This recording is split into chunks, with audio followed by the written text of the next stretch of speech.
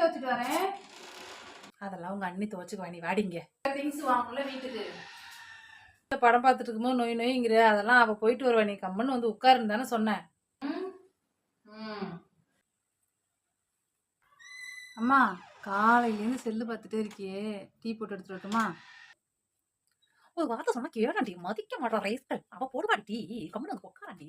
உன்னை பாலும் தேனும் ஊத்தி கஷ்டப்பட்டு வளர்த்துருக்கேம்மா, கை வலிக்கும்ல, புரிஞ்சுக்கோடா செல்லம். அப்படியா? தொட்டாலே கை வலிக்குமாமா? அப்ப அன்னைக்கு மட்டும் கை வலிக்காதா? இல்ல நான் கேட்கிற மருமகனா நீ என்ன நினைச்சிட்டு இருக்க? ஏன் வயிற்று வந்து பிறந்தியாடி? எப்படி இப்பெல்லாம் கேள்வி கேட்கிற? இப்ப நான் என்ன சொல்றது?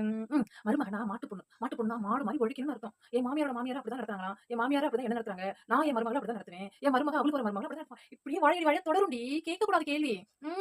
அப்ப இதுக்கு முடிவே கிடையாதா? எது முடிவா? அப்படி சொல்லாதடா, கெட்ட வார்த்தை வாயில போட்டுக்கு.